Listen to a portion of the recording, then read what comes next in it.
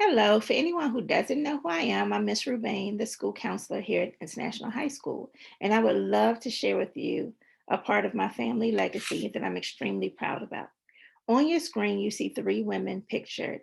The woman in the middle is actually my grandmother, my mother's mother, and the two women on either side of her are my aunts, my mother's two older sisters.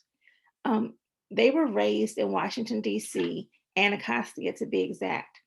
In the early 1950s, they were in junior high school. They had to attend a school that was several miles away from their home. And then they erected a brand new junior high school right in Anacostia called Sousa Junior High School. But that high school was only slated for white children to attend. My grandparents and other African American um, parents were very unhappy about this.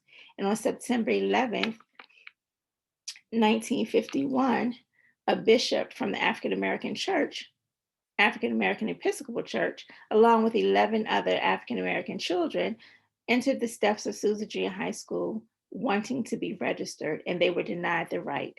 And this started the fight. I'm going to switch now to a video where the eldest daughter of the famous name Brown, in the case of Brown versus Board of Education, is going to take a few minutes to tell you a little bit more about the case. So please listen. My name is Cheryl Brown Henderson, and I'm the youngest daughter of Oliver Brown, for whom Brown versus the Board of Education is named. And what I do now is I'm the founding president of the Brown Foundation for Educational Equity, Excellence, and Research, which basically is an entity that we created in 1988 to preserve the legacy and make sure the tenets of Brown v. Board remain relevant for today. In our city, the NAACP there made a decision. Kansas, like Massachusetts, had started to look at this issue of segregated public schools in the 1800s.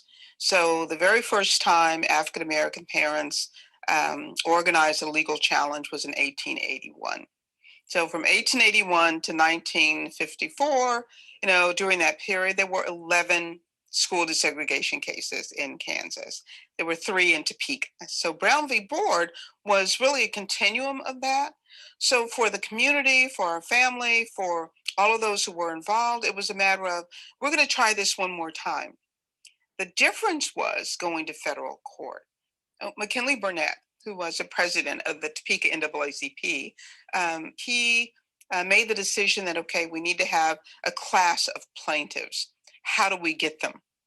And talking to the attorneys, young guys right out of law school, Charles Scott, his brother John Scott, and their partner Charles Bledsoe. So Charles Scott and my father had grown up together, as little guys. They'd gone to elementary school together and all of that. And so anyway, Charles comes to our home and, asks his old buddy, we're doing this, would you be willing? In our family, we had, at the time, 2 girls, Linda and Terry.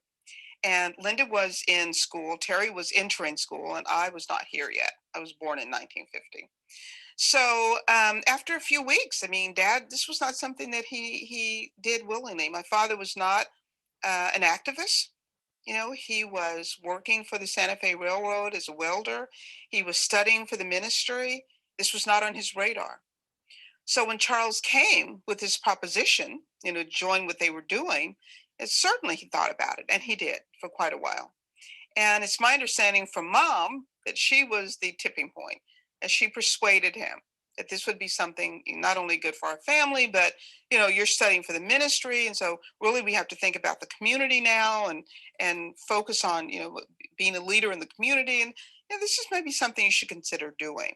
So when Charles came back to our home, then Dad was ready to sign on. His only question, though, was, will there be other dads?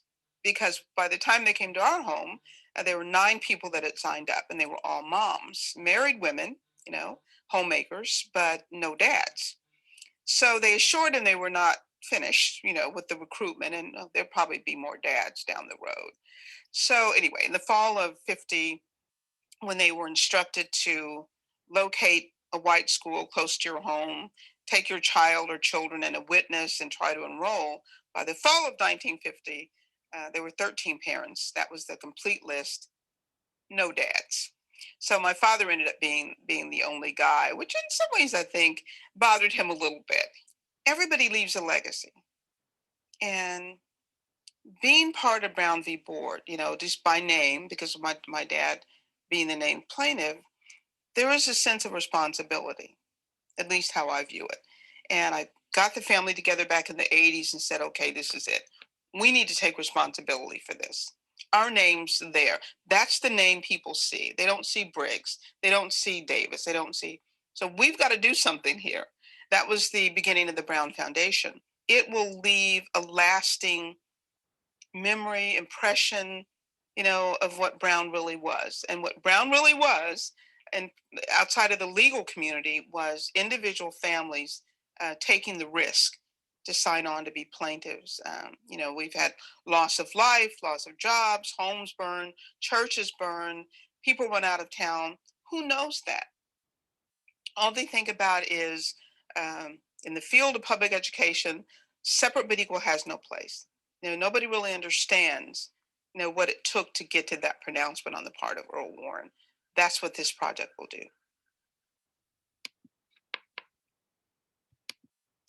So I just wanted to share that so you could understand where the class action lawsuit came in and where my two aunts were involved. And my grandparents decided to name them as the plaintiffs, where many of the other families chose to use the parents' name as a plaintiff. So therefore, my aunt Adrian, who is pictured here on the right of my grandmother, is one of the very few plaintiffs who's still alive today. Many of the plaintiffs' names were parents, and they were older at the time, and they've now passed on.